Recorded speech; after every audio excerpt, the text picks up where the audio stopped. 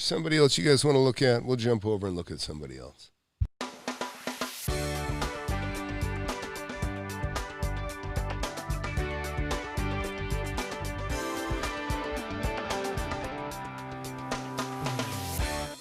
Oh, Flipping Mastery?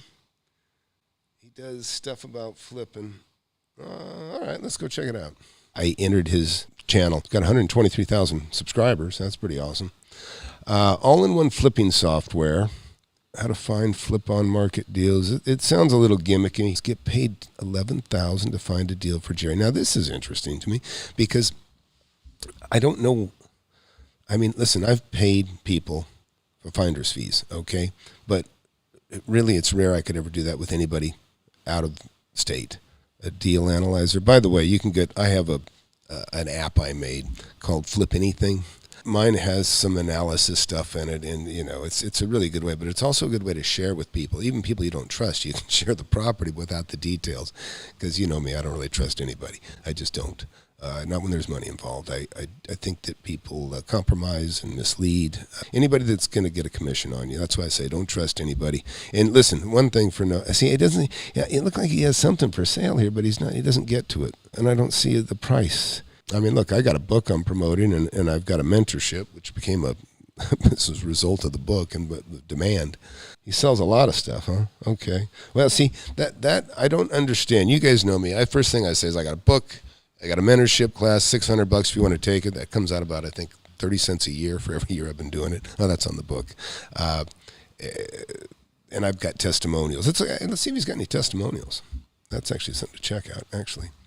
Let's see, testimonials. Let's watch one of these testimonials. Hello, my name is Mark Huffman. I'm from Illinois. Prior to joining the program, I was a business consultant for 35 years, helping companies improve their profitability. I joined the program. Everybody hear that okay? Career in real estate investing. And this is a good first step, and it feels great to have accomplished my first deal. I found a lot with the help of my real estate agent. I intend to use the money from this deal to further my investing career. Right. This guy's not comfortable on camera, but the advice I would give individuals just starting out is to be prepared to work hard and to address the issues that arise. Thank you. Okay, that was not a great testimony. He credited his agent, his real estate agent for finding him a good deal. I don't know. It just seems like, let's look at another testimonial. Hi. I really would like to thank Peter and Jerry for this wonderful opportunity. It teaches you how to invest in real estate. And I really have so much faith in both of them. It was such a great pleasure meeting them. And I do believe that they are trustworthy. Where's the money? They that worries me. have such great integrity. And they're opening up such a wonderful program for people to have an opportunity to have financial, people program for. All right. This is something, I don't like this shot, and I'll tell you why. It doesn't show how much money she got. Is it $100? Is it $10? Is it $10,000? It says 1,000. So this is a carefully clipped. Listen, I don't trust anybody, right? I don't know this guy. I got no reason to think he's not legit. But you want to show how much money your people made. That's what makes it so cool, right? So look at this. If he gave her $10,000, right, you'd want everybody to know that. So it ends in 1,000, and it begins with a 1 and part of an O, or a 0. So is it 1,000 or is it 10,000? So I don't know. That smells to me a little bit, to be honest. I don't like that. But let's keep watching. People to have an opportunity to have financial freedom. And I would just 10,000? like to thank them, Okay. and I look Well, I would show that off. to doing other ventures with you guys. Thanks so much. Yeah, I don't think he was doing them. Oh, there it goes. Okay. Yeah, And oops, I screwed up. Okay, let's get back there. I don't think he was doing himself any favors for this reason. This is a much better. At least you see a 10. And so now it's $10,000. Okay, so it sounds like she made $10,000, and I guess this is his business. He wrote a check. Is this Peter? Are there partners? Is there a Peter with a Jerry or something, or Jerry and Peter? Anyways, yeah, I would have I would have made that a lot more clear from the beginning, because it looked a little. You guys follow me, right? It looked a little suspect when you get a shot like this to show the check that a person got. And I do believe that they are trustworthy. See, it's like a 1 and a 0. They have such great integrity. But I would highlight that 10,000, so that's good. I'm glad to hear what you just said. No one ever gets, nobody gets to specifics. I do, but play one of his videos of him teaching. Let's see, check out. Okay, all right, let's take a look at that real quick. Yeah, the testimonials were 5 years old. I saw that. Yeah, that would be a concern to me if the vids are 5. I mean, again, look, I'm skeptical. That's the deal. It's no fun to just pat people on the back and say, "Oh yeah, that's great." So the vids, the testimonials that we saw were 5 years old. I see. Oh, here's the double dip vid. Are you going to send me the link? Okay, all right. Is this him? Okay. Is this the one you want, Heckmere? The second one. Okay, let's go. I have to protect the one thing I can't live without, and that's you. Not you, but you. Jason, I'm not talking to you. Oh, man. Today what I want to talk about is the double dip strategy. This is something I've coined as what we call the double dip strategy. And this is a really, really cool technique to use. It's working with real estate agents in particular, okay? So remember, when it comes to real estate agency, typically there's two sides of the transaction. There's the listing agent. They have the contract with the seller. They're listing the property for sale. And then you have a buyer's agent. Now the buyer's agent, it has a buyer, takes that buyer to show properties, and then makes an offer. And typically, not always, but typically there's a 6% commission. Yeah, music's too damn loud. The listing agent gets 3%, the buyer's agent gets 3%.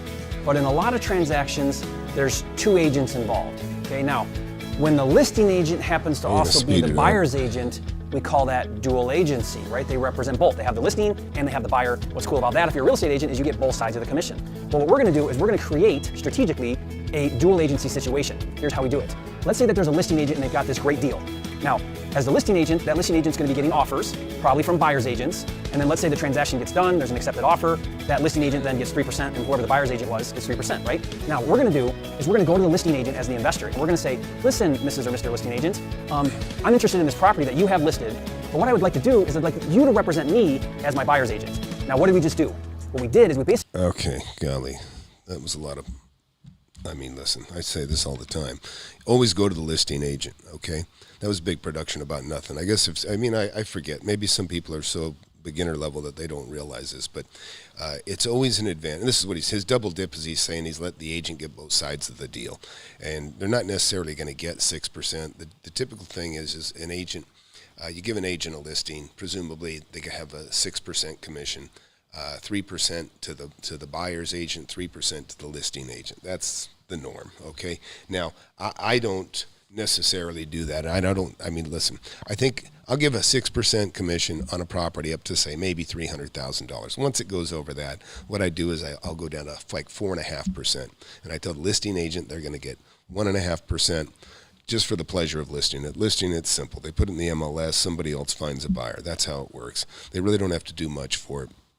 In fact, you'll hear agents advertise on your local radio show, they'll be like, yeah, I can do a great job. I want to make you money. I'm gonna, with my network of sales, I'm gonna get the buyer for you and all this other BS. The fact is, the agents can't do anything to sell the property for you other than put it in the MLS. That's the exposure. That's where everybody goes. That's the exposure. It's easy to do. It's type it in, done. The things that they do beyond that are simply show up and unlock the door and walk people through. And so what I do is I tell those agents, I say, look, I'm going to give you 4.5%, 1.5% for listing it, which is nothing and easy to do, and I'll give you 3%, or whoever, to whomever that sells it. And that way it puts it upon them if they can get both sides, but sometimes they'll let the agent takes it in-house, right? They have the listing. Now, a lot of them, if they're really good agents, what they do is they don't really want to put it on the MLS immediately if they think they have someone within their office that'll buy it, because they get more of it. The broker will takes a piece, but they get a little bit bigger piece if they keep it in-house, all within their building. But on the double dip, back to what he's doing, he's just simply saying go straight to the listing agent. But it's a big production word. All you got to just say is go straight to the agent that has the listing. They stand to make twice as much if it's 6%. But either way, they stand to make more. They actually can stand. If the agent sells one of mine, they actually make triple, because they're only going to get 1.5% for listing it, but they'll get the other from the other side. But again, the agent, what he's talking about is true. What he's saying is true. I've never called it a double dip. It's just common sense for anybody that's an investor. They know you always want to go to the listing agent. There's several reasons for that. For one, they're the closest person to the seller. If you know how to talk to people, you'll understand that they can divulge things about the seller. They need money. They're hurting. Stuff like that. That's important information to gain out of there. But let's just see how he describes this. Basically, in essence, said to that listing agent, I'm going to let you double dip, because now you're going to represent me as the buyer's agent. You're already the listing agent. And what just happened? That listing agent now gets the full commission, the full 6%. Guys, I cannot tell you how well this works, because why? Think about it. If you're the listing agent and an investor comes to you and says, I'll let you be my buyer's agent and make an offer on this property that you have listed, you are now separating yourself from all the other buyer's agents bringing offers in, because now that listing agent's going to make twice as much if they get your deal done, your offer through. So what that listing agent will do is they're going to go to bat with the seller, right? They're going to work really hard to get your offer accepted. Because why? What agent doesn't like 6% over 3%? Okay. Now, I teach this strategy to a lot of people, and the people that actually take this to heart and do the double dip strategy, you'll find that sometimes you'll get deals for $10,000, $20,000, $30,000 below other offers through buyer's agents. It's just how it happens. It's because you're motivating that listing agent. What I'll do is I'll take it a step further. I'll tell that listing agent, I'll say, hey, if you get a great deal, coming up or at any time, if you get a great deal, call me before you list it. I'll let you represent me as the buyer's agent. We'll get our offer in right away and get the deal done. And so you'll have listing agents, if you use this strategy, you'll have them calling you saying, hey, Jerry, I've got this great deal. I'm gonna be listing it in a couple days. Why don't you check it out? Let's get your offer in. And sometimes you can get those really good deals. You can beat out other competition. And it's all about working with those listing agents. My goal is to have lots of listing agents that are active with either bank-owned properties or short sales or even private sales, having them contact me with their deals. The way you motivate them is using the double dip strategy. All right. I thought that was a big production about not very much information, to be honest, but there's nothing he said that was incorrect. That is all fine. That's all fair information. But what he didn't tell you is, and I'll tell you right now, is here's the advantages of getting directly with the selling agent.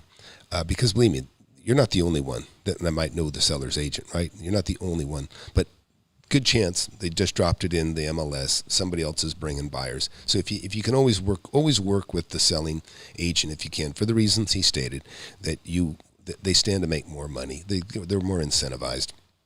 Once in a while you get an agent that's like paranoid. They don't even want it. They just like they want to.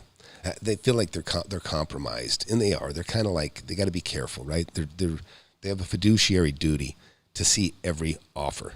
Period. If they just give you favoritism, they really shouldn't. But again, you're there, you can push it. But what the real strategy, and he didn't mention it, but I can tell you this is the real thing that you need to do, is you need to demonstrate to that agent, that you are 100% capable of closing the deal, and that you want it, and that you need to make the agent feel like there is no doubt you are going to close the deal, because they need to feel very confident that you're going to make the deal happen. Because otherwise, if two deals being equal and you get chose over the other one, and then you don't go through, you make the agent look terrible. And the agent has had that happen before, okay? And so the agent knows that, and so they still got to scrutinize, but it's your opportunity really to let them know that you are the most credible buyer. That's probably, that's what I would add to his. Plus I'd get rid of the music, Jerry. It's way too loud. It's louder than your voice. But it's, it's motivational, I guess. But anyway, we'll look more at him. I don't even know what he's selling, but I can tell you, I've been doing this for 40 years, just about 40 years, but I hit 40 years right now. I've been saying 39, but it's coming up soon. Really, it's simple, this is just one little piece of what you need to know. But again, it's really about taking action, and it's about, I would say about 50% of my deals, and I'm a hypocrite on this. Sometimes I was counting deals a little while ago. How many deals did I use an agent for?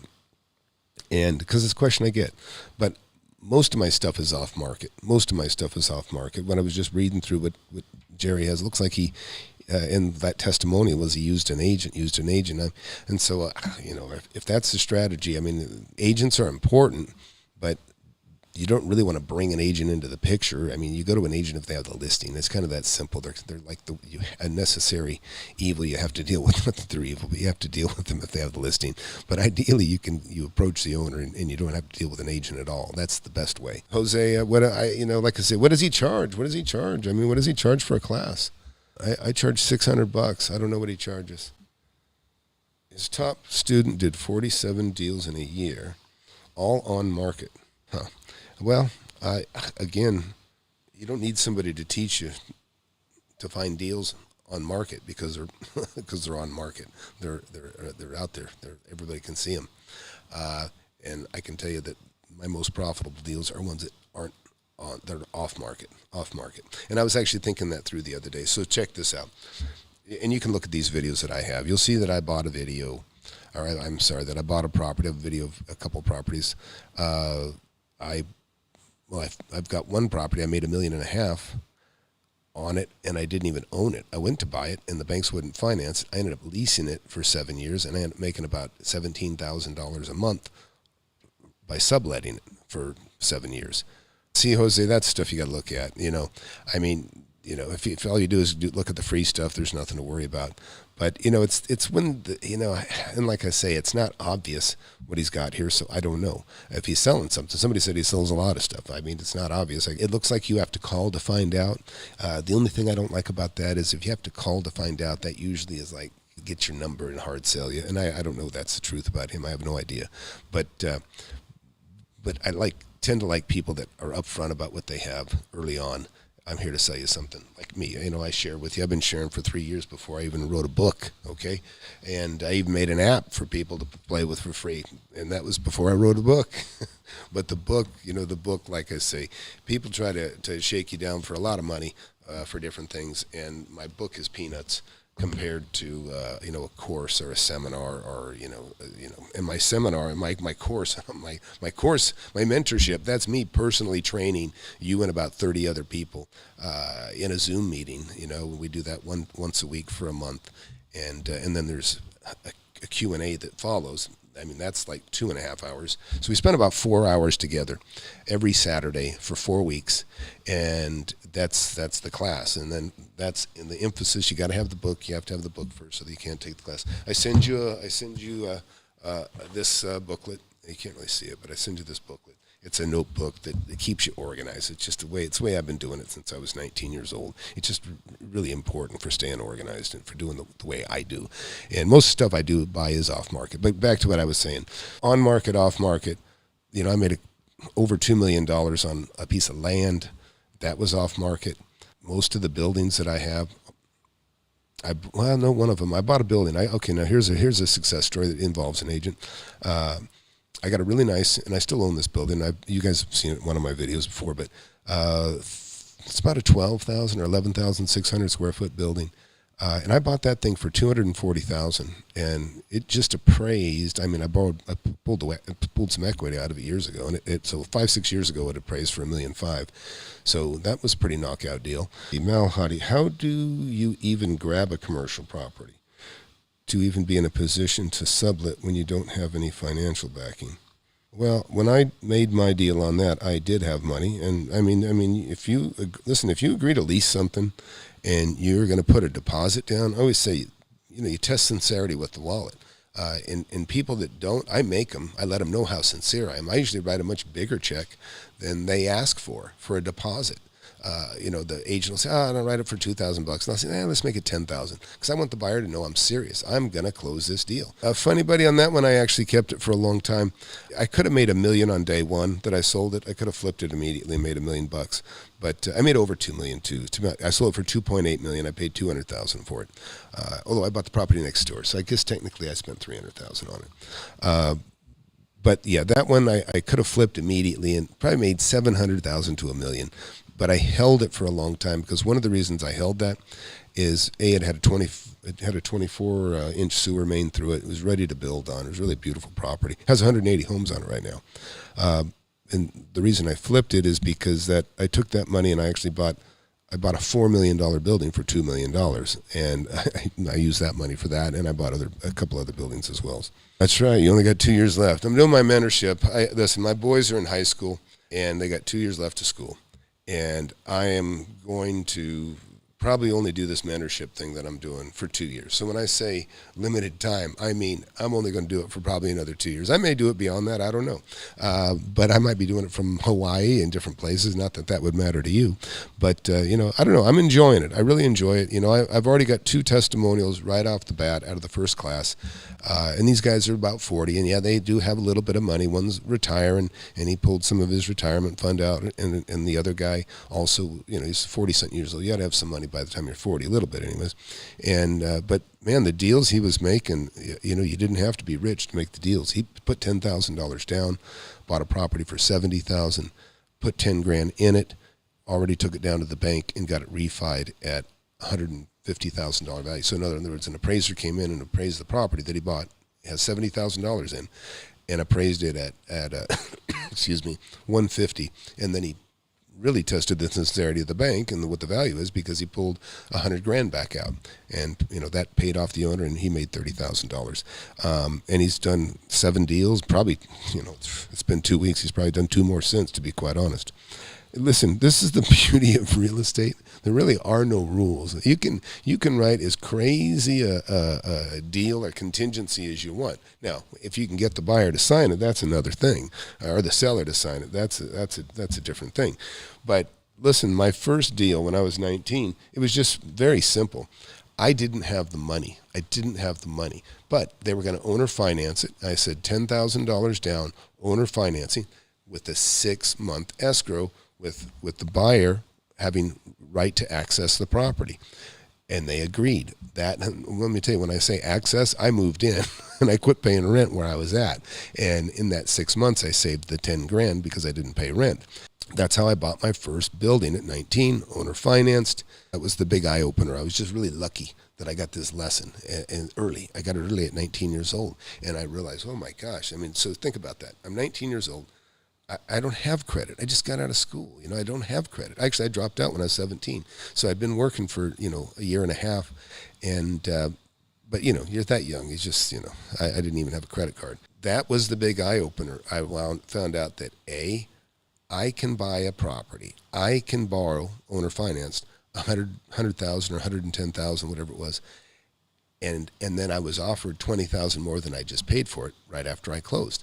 And I thought, wow, this is, and that's 20,000 39 years ago. Okay, 39 years ago. And, that's like, 60,000 now.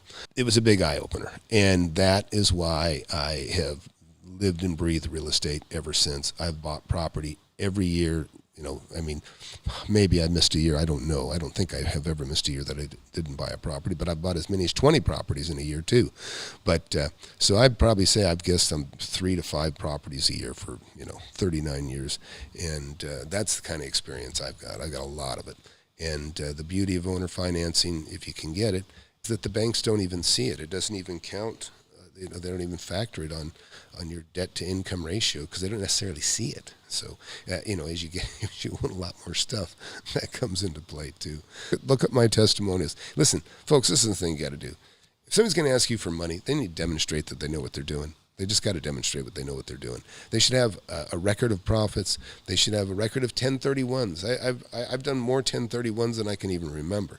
Okay, that's because I have profit that I want to defer. I want to take this profit. I want to pay taxes on it. I want to push it down the road. I want to take all that money and use it to buy something else, and I'll pay the taxes in 10 years. A history of profit. I'm a millionaire by real estate. I made my millions in real estate, okay? Profit on property. And of course I have, I don't even know how much, maybe a couple $100,000 a month at least in rents coming in. This has been for a long time, which is why when something bad happens, like we just went through, I can afford to make deals and help tenants, and I've helped a lot of my tenants get by, and that's and it's a win-win deal. They're my customers. I don't blame anybody for ever being skeptical and not trusting. In fact, I advise it. People need to demonstrate to you that they know what they're doing before you ever trust them or give them money to teach you anything. It'll come out and, listen, I can tell you, you can buy a stack of books and they'll collect dust, okay? You can buy a course that costs $500 and guess what? It'll collect dust. That's why I'm a firm believer in the mentoring. I actually teach you personally, and I do that for 4 hours Saturday. You get a month's worth, and then you can still come back all year. For a whole year, you can jump in all the other classes that I do after that. Because I want quality. I want quality people. I wouldn't take just anybody either, by the way. And, I told somebody I said, you know what, man, probably not a good idea. I'm not going to say why, but it just wasn't a good idea. But it's not on audiobook yet, but just get the book, man. Just get the book. You can listen. Best audiobook you can have for free right now is just listen to my videos. But and in all honesty, a book is good because it is the book and it's concentrated. I can tell you, when you write a book, you concentrate on what's important, and that's what I do here. And you can look at the reviews. People that know what they're doing have given me fantastic reviews. So you guys have a great day. Come back tonight at 7, and if you guys put in the comments in this video, please like, subscribe, and anything you want to talk about, I'm happy to. See you.